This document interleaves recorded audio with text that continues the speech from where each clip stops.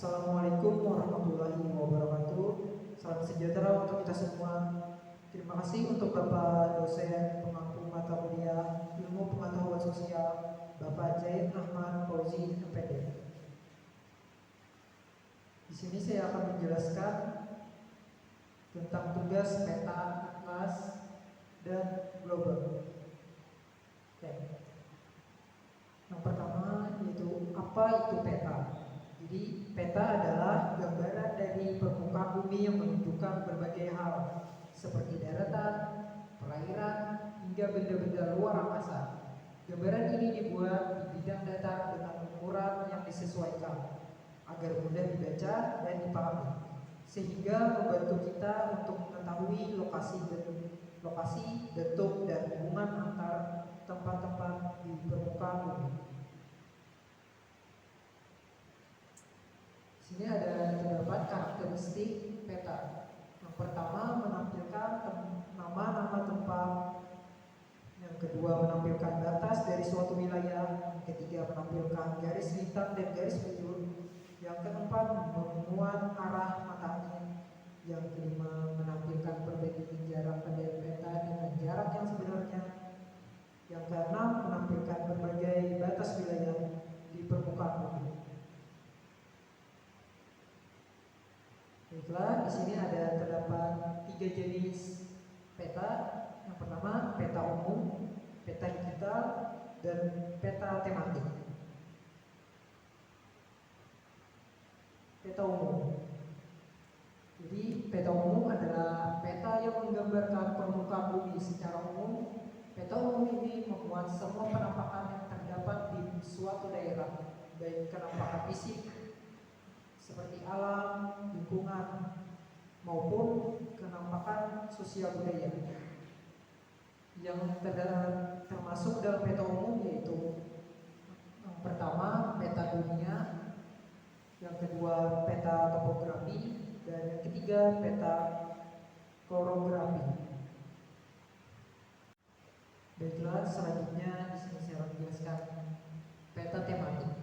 Jadi peta tematik adalah tempat yang menggambarkan kenampakan fenomena geosfer tertentu, baik kondisi fisik maupun sosial budaya. Pada peta tematik memiliki hubungan yang erat dalam hal penyajian data untuk keperluan perencanaan dalam bidang-bidang tertentu seperti bidang geologi, geografi, pertahanan, perkotaan, sosial ekonomi, kependudukan, dan sebagainya. Peta ini menggambarkan kenampakan-kenampakan tertentu, baik fisik maupun sosial budaya. Selanjutnya di sini ada peta digital. Peta digital itu seperti peta biasa, tapi dalam bentuk elektronik yang bisa dilihat dari perangkat seperti HP, komputer, atau GPS. Dibandingkan peta kertas, peta digital lebih praktis karena bisa diperbesar, diperkecil, atau dicari lokasi tertentu dengan cepat. Contohnya seperti Google Maps atau Waze yang sering dipakai buat cari arah atau tahu kondisi lalu lintas secara real time. Jadi di sini ada fungsi peta. Yang pertama, mempermudah pemahaman informasi. Peta berfungsi sebagai alat visual yang membantu siswa dalam memahami informasi kompleks seperti data geografis, pola sebaran, dan kejadian alam. Misalnya, peta topografi menampilkan variasi ketinggian serta karakteristik fisik suatu daerah, memungkinkan siswa untuk mengaitkan aspek geografi dengan lingkungan sekitar. Yang kedua, melatih keterampilan spasial. Siswa belajar membaca simbol, warna, dan skala pada peta untuk memahami data geografis serta menghubungkannya dengan fenomena di dunia nyata. Contohnya, saat mempelajari peta kepadatan penduduk, siswa harus memahami arti warna yang menunjukkan tingkat populasi di berbagai wilayah. Yang ketiga, mendorong berpikir kritis. Dengan menganalisis peta, siswa diajak untuk menghubungkan berbagai konsep dan melakukan evaluasi data secara mandiri. Hal ini membantu mereka mengasah kemampuan berpikir kritis yang bermanfaat baik dalam pembelajaran maupun kehidupan sehari-hari. Lanjut, di sini ada unsur-unsur peta. Yang pertama yaitu judul. Judul peta mencerminkan isi sebuah peta. Misalnya, bila sebuah peta berjudul Bali, maka isinya juga tentang Bali. Yang kedua, skala. Skala peta adalah angka perbandingan jarak peta dengan jarak datar sebenarnya. Skala ini menjadi 3 bagian, yaitu skala angka, skala garis, dan skala verbal. Yang ketiga, petunjuk arah atau mata angin. Ini harus digunakan karena gunanya yaitu agar mengetahui arah utara, selatan, barat, timur pada peta. Yang keempat, legenda. Legenda adalah penjelasan simbol-simbol yang terdapat dalam peta. Selanjutnya, yang kelima, insert. Insert adalah peta yang disisipkan dalam peta utama. Yang keenam, grid atau garis astronomis. Grid atau garis astronomis berfungsi untuk mempermudah penunjukan lembar peta serta menunjukkan lokasi suatu titik di peta. Yang ketujuh, nomor peta. Penomoran peta penting untuk lembar peta dengan jumlah besar. Nomor edisi peta selalu berhubungan dengan tanggal atau tahun penerbitan peta. Yang kedelapan, sumber peta.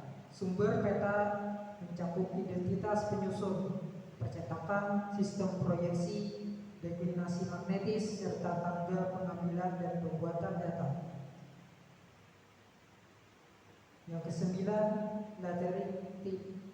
lettering atau tipe huruf peta. Lettering merupakan semua tulisan bermakna yang terdapat di peta. Yang ke-10 dan yang terakhir yaitu warna peta. Warna peta dimanfaatkan untuk menunjukkan perbedaan objek yang tergambar dalam peta. Ada yang berwarna coklat, biru, hijau, merah, dan putih.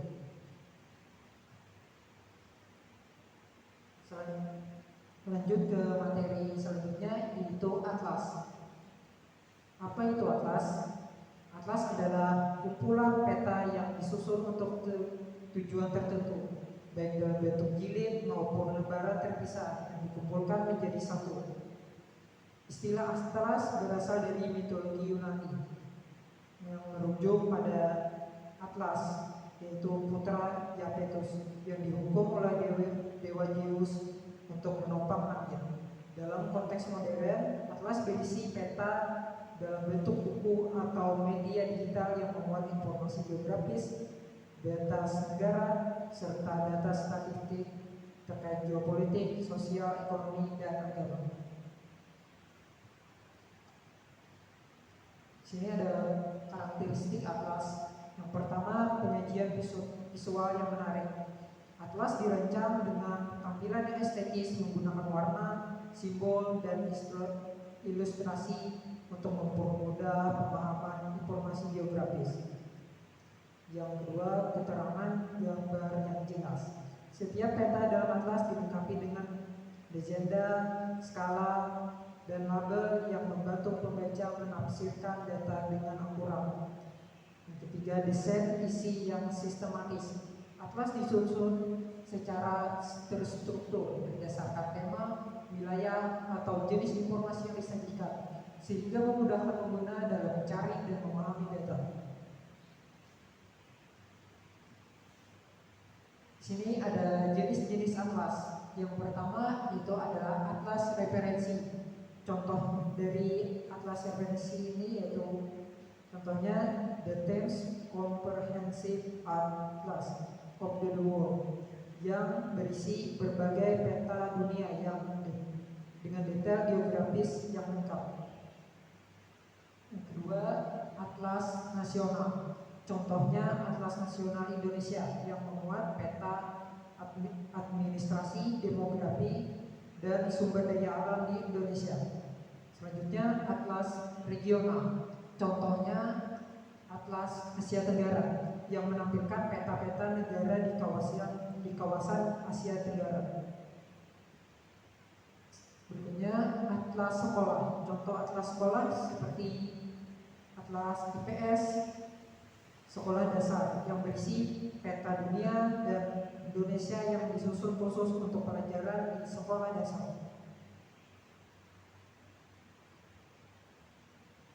Berikutnya adalah atlas tematik. Contoh atlas tematik yaitu atlas iklim dunia yang menyajikan peta terkait pola cuaca dan iklim di berbagai jenis di berbagai wilayah. Berikutnya atlas jalan. Contoh dari atlas jalan itu adalah atlas jalan raya Indonesia yang menampilkan peta jaringan jalan utama di Indonesia untuk keperluan perjalanan. Yang terakhir atlas elektronik. Contohnya seperti Google Earth dan ARCGIS online yang memungkinkan eksplorasi peta secara digital. Sini ada syarat-syarat dalam atlas. Atlas merupakan kumpulan peta yang disusun secara sistematis yang memiliki berbagai informasi geografis yang mendukung penggunaan dalam memahami wilayah yang ditampilkan. Dari sini ada 6 syarat utama dalam sebuah atlas. Yang pertama ada judul, yang kedua kata pengantar, yang ketiga daftar isi, yang keempat legenda, yang kelima isi, dan yang terakhir daftar indeks. Lanjut ke materi berikutnya yaitu globe. Globe merupakan replika bola bumi dalam bentuk 3 dimensi dengan skala kecil. Kemiringannya sebesar 66/1/2 derajat terhadap bidang datar. Ini mencerminkan posisi bumi pada orbitnya.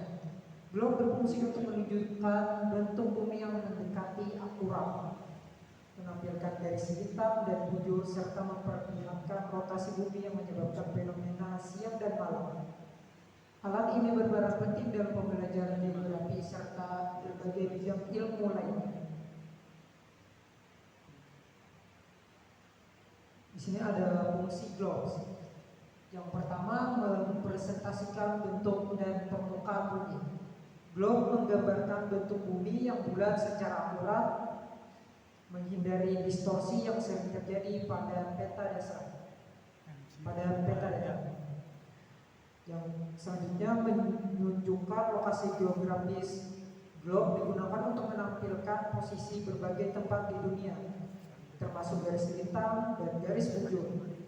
Selanjutnya memahami zona waktu. Dengan menampilkan garis bujur, globe membantu dalam memahami pembagian zona waktu dan berdasarkan rotasi bumi. Selanjutnya menggambarkan kemiringan dan rotasi bumi.